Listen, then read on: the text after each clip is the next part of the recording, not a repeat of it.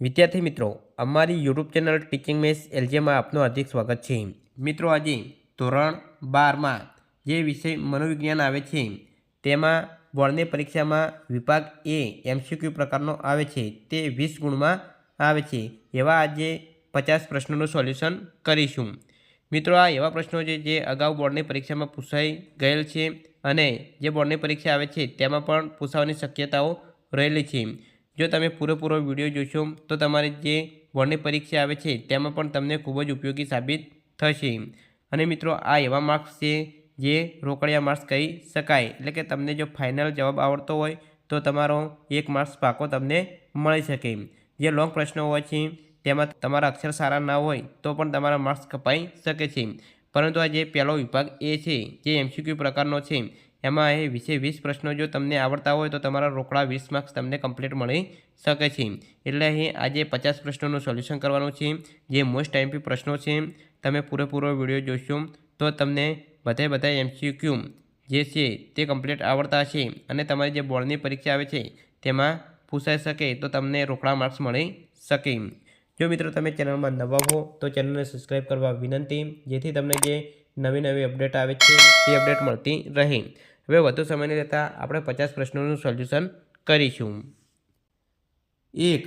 દ્રષ્ટિ સંવેદન માટે જવાબદાર કોષોના નામ આપો.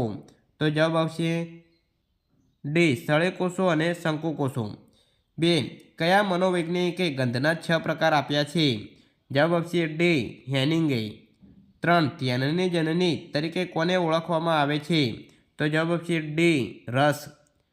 વિદ્યાર્થી મિત્રો, તમે પૂરેપૂરો વિડીયો જોશો તો તમને 50 એમસીક્યુ પ્રકારના પ્રશ્નો જે મોસ્ટ આઈએમપી છે તેમના તમને ખ્યાલ આવશે. 4. સામાન્ય રીતે મનુષ્ય કેટલા સીપીએસ સુધીની કંપન સંખ્યાવાળો અવાજ સાંભળી શકે છે? તો જવાબ આવશે એ. 20 થી 20,000.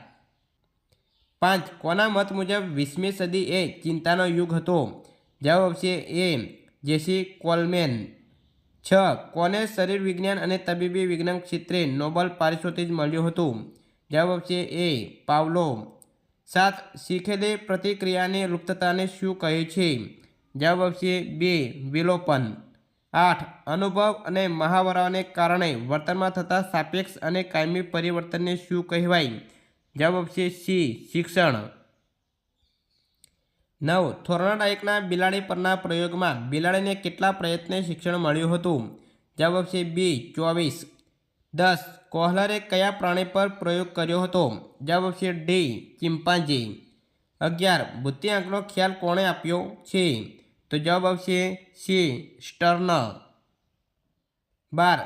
શરીરના અંગોના સુમેળભર્યા હલનચલન કરવા અને તેમની દક્ષતા કેળવવા કયા પ્રકારની બુદ્ધિની જરૂર પડે છે? ડી. દૈહિક શરીર ગતિલક્ષી બુદ્ધિ. 13. કયા પ્રકારની બુદ્ધિનો સંબંધ જીવસૃષ્ટિ અને વનસ્પતિ સૃષ્ટિ સાથે છે? તો જવાબ આવશે ડી. નૈસર્ગિક બુદ્ધિ. 14. બુદ્ધિ અંગેનો ત્રિપુટી સિદ્ધાંત કોણે આપ્યો છે? જવાબ આવશે બી. સ્ટર્નબર્ગ. 15. પ્રતિભા સંપન્ન બાળકનો બુદ્ધિ આંક કેટલો હોય છે? જવાબ આવશે એ. 130થી વધુ. 16. મનોવરણો જન્મજાત નહીં પરંતુ કેવા હોય છે? જવાબ આવશે સી. સંપાદિત. 17. માનવીના મનમાં રૂઢ થયેલા ખોટા ખ્યાલને શું કહે છે? જવાબ આવશે બી. પૂર્વગ્રહ. 18. વર્તમાનપત્રો, ટેલિવિઝન, ટેલિફોન અને મોબાઈલ ઇન્ટરનેટ વગેરે શાના સાધન છે? જવાબ આવશે એ. સમૂહ માધ્યમ. 19. કોના મત મુજબ મનોવરણો ચોક્કસ વ્યક્તિ, વસ્તુ કે પરિસ્થિતિ પ્રત્યેની માનસિકતા તત્પરતા છે? જવાબ આવશે એ. વોલપોર્ટ. 20. કોના મત મુજબ પૂર્વગ્રહ એટલે ઉતાવળિયો અને પૂરતી તપાસ વગર સ્વીકારવામાં આવેલો અભિપ્રાય કે નિર્ણય? તો જવાબ આવશે એ. ઓકબર્ન. 21. માનવજાતને ભારતની અપ્રતિમ ભેટ કઈ છે? જવાબ આવશે એ. ધ્યાન અને યોગ. 22. કયા મનોવૈજ્ઞાનિકે મનોભારની પ્રતિક્રિયાને લડો અથવા ભાગી છૂટો પ્રતિક્રિયા તરીકે ઓળખાવી છે? જવાબ આવશે બી. Walter Canon. 23. શારીરિક પ્રતિક્રિયાનું મોડલ કોણે રજૂ કર્યું? જવાબ આવશે ડી. કેનને. 24. આંતરિક સહજ પ્રતિક્રિયા કઈ છે? જવાબ આવશે બી. રડવું.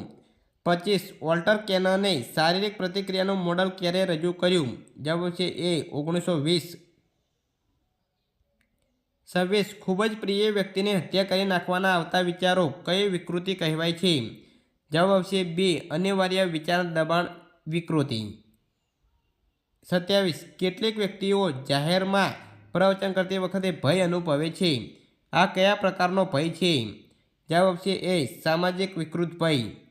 28 કઈ ચિંતાને મુક્ત રીતે તરતી ચિંતા તરીકે ઓળખવામાં આવે છે? જવાબ આવશે સામાન્યકૃત વિકૃત ચિંતા.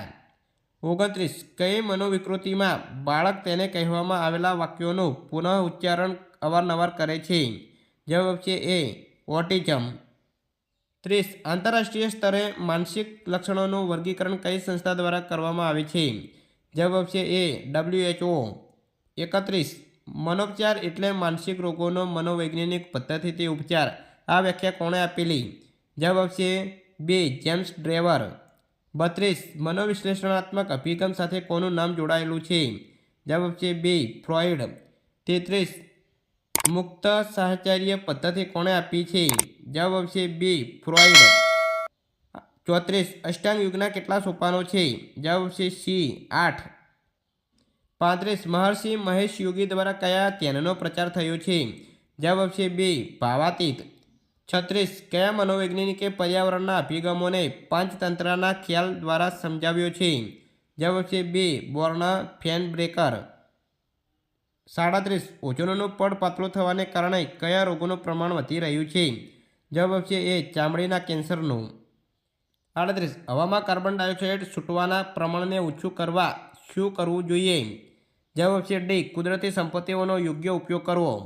39 રેફ્રિજરેટરમાં કયા વાયુનો ઉપયોગ થાય છે? જવાબ આવશે B. ક્લોરોફ્લોરોકાર્બન. 40 કોણે જીવન અવકાશને ખ્યાલ આપ્યો છે? જવાબ આવશે A. Kurt Levin. 41 કઈ સંરચનાને સપાટ સંરચના કહે છે? જવાબ આવશે B. સરળ. 42 કાર્યોના સ્વરૂપના આધારે કાર્યોનો પરસ્પર અનુરૂપ એકમોના સમૂહીકરણ એટલે? જવાબ આવશે D. કાર્ય વિશિષ્ટીકરણ. 43 જેમાં એક જ વ્યક્તિ વ્યવસ્થાપક અને માલિક બંને હોય તેવી સંરચના એટલે? જવાબ આવશે B. સરળ સંરચના. 44 ઇચ્છિત પ્રવૃત્તિને પ્રબળ કરે તેને શું કહેવાય? જવાબ આવશે A. પ્રલંબન. 45 કઈ સંરચના પરિસ્થિતિને ઝડપથી પ્રતિભાવ આપે છે? જવાબ આવશે D. સરળ. 46 મનોવૈજ્ઞાનિકની એક શાખાને વિદ્યાયક મનોવિજ્ઞાન એવું નામ કોણે આપ્યું? જવાબ આવશે D. Martin Seligman. 47 અબ્રાહમ મેસ્લોએ પોતાના કયા પુસ્તકમાં એક પ્રકરણનું નામ પોઝિટિવ સાયકોલોજી રાખ્યું હતું? જવાબ આવશે B. Motivation and personality. 48 બિનશાબ્દિક સંકેતોને પારખવા કોણ વધુ કુશળ જોવા મળે છે? જવાબ આવશે A. સ્ત્રીઓ. 49 કયા મનોવૈજ્ઞાનિકે કાલ્પનિક અનુભવ મશીનનું ઉદાહરણ આપ્યું છે? જવાબ આવશે D. Martin Seligman. 50 જીવન સંતોષ માપન તુલનાની રચના કયા મનોવૈજ્ઞાનિકે કરી છે? જવાબ આવશે B. ડ્રાઇનરે. તો વિદ્યાર્થી મિત્રો, અહીં વિભાગ એમાં પૂછાઈ શકે તેવા 50 MCQ પ્રશ્નોનું સોલ્યુશન સંપૂર્ણ પૂરું થાય છે. મિત્રો, તમે પૂરેપૂરો વિડીયો જોયો એટલે તમને બોર્ડની પરીક્ષામાં પણ ખૂબ જ ઉપયોગી સાબિત થશે. આ ઉપરાંત વિભાગ B, C અને D તેમાં કેવા પ્રશ્નો પૂછાઈ શકે છે તેવા મોસ્ટ MP પ્રશ્નોનો સોલ્યુશનના વિડીયો આપણે અહીં ચેનલમાં મૂકીશું. જો વિદ્યાર્થી મિત્રો અમારો વિડીયો સારો લાગ્યો તો લાઇક કરો, શેર કરો અને સબસ્ક્રાઈબ કરો. Thank you.